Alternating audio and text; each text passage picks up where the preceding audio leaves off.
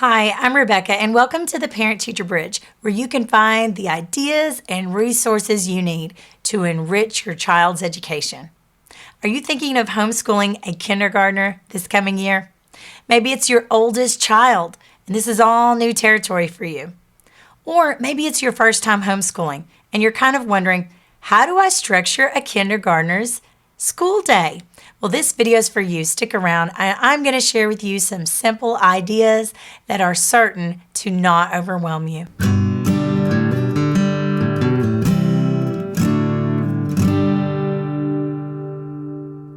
Maybe you have heard from some friends that homeschool kindergarten should be 100% play and you shouldn't push reading and don't worry about this and don't worry about that.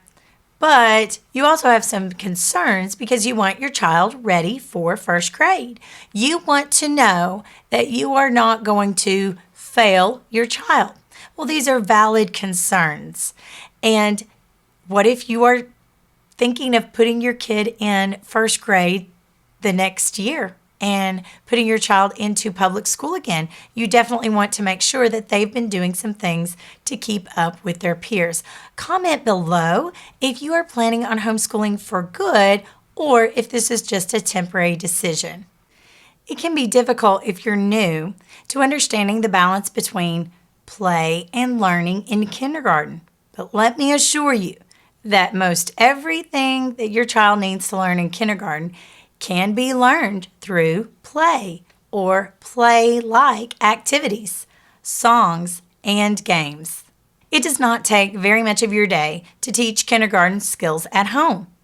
And with all that time left over, your child will have tons of time for exploring and play dates and even field trips. Now, children come to kindergarten in many different stages.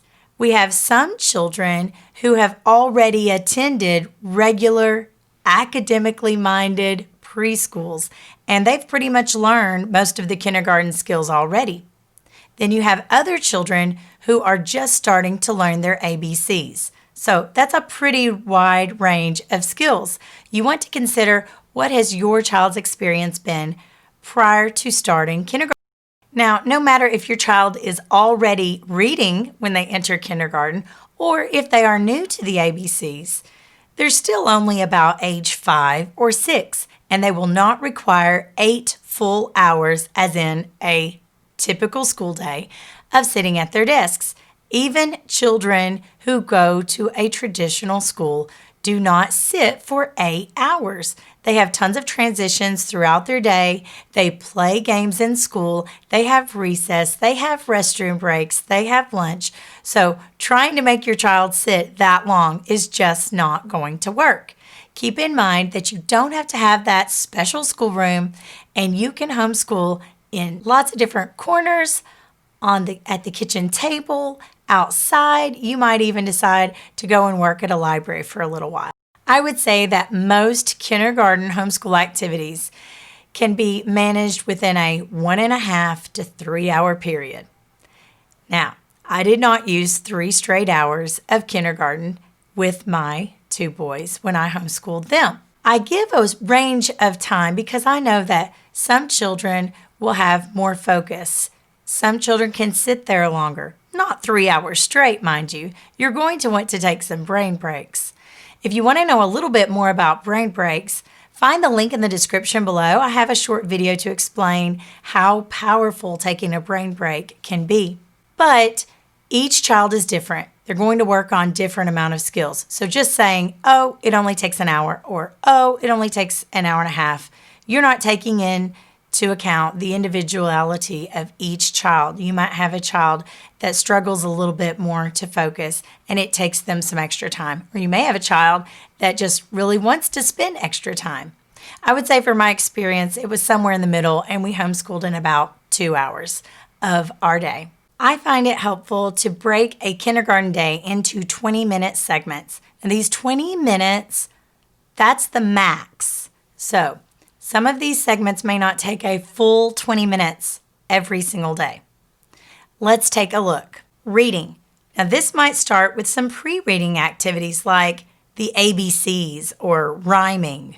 for those of you who are just learning your ABCs.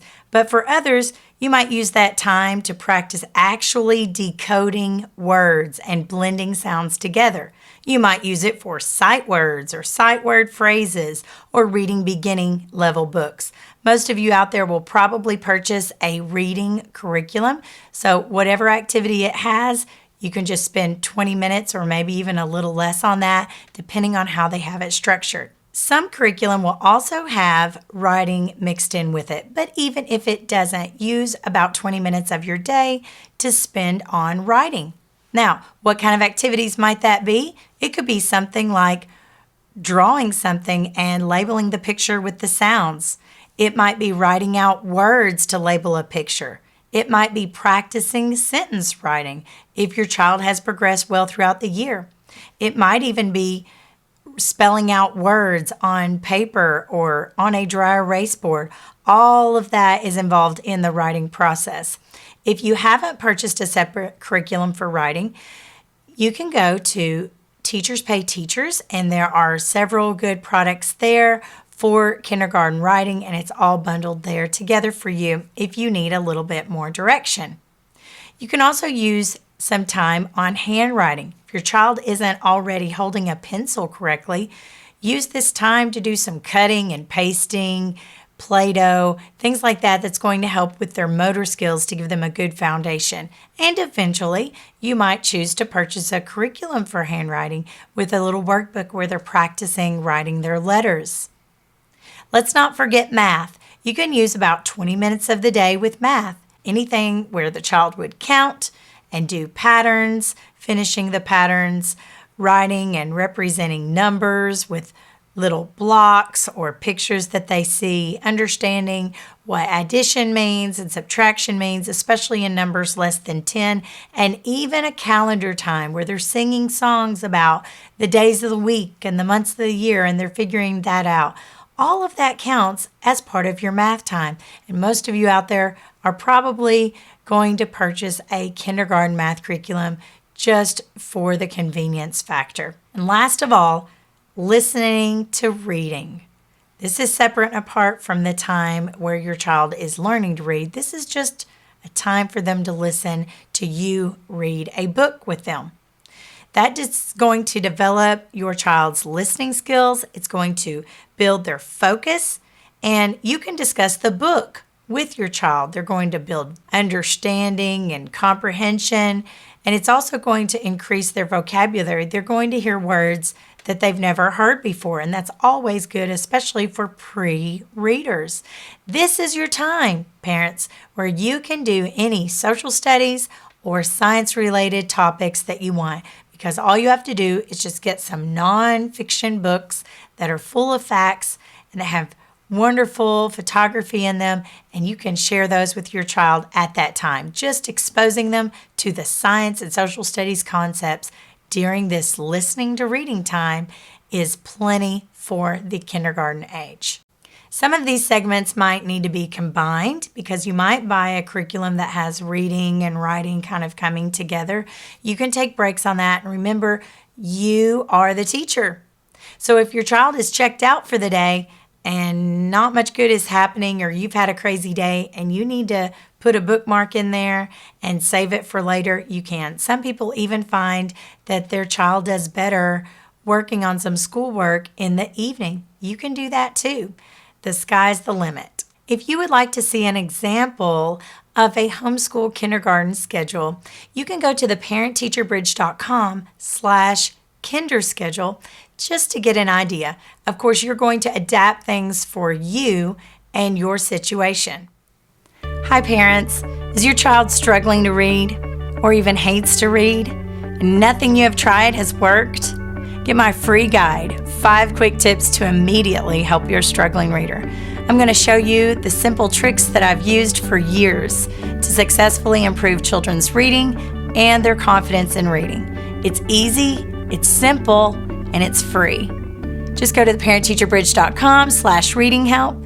You can find that link in the description below.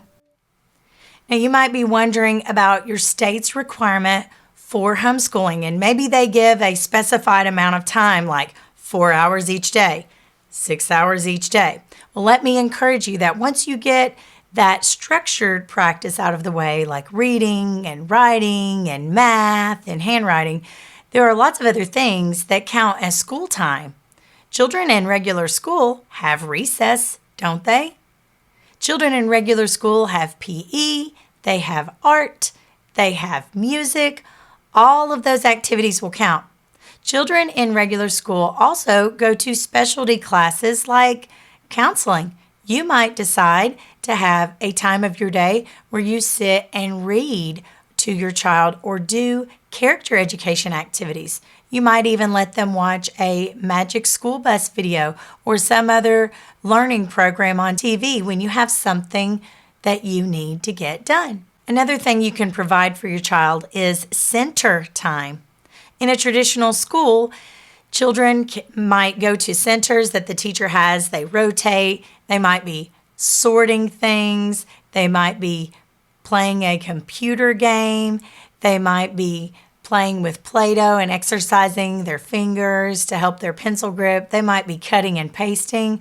All of these things you can have ready to go in a little tub or basket and count that as your child's schooling, because in a regular kindergarten, teachers must use some time of the day to practice these activities that's going to help with the child's fine motor skills.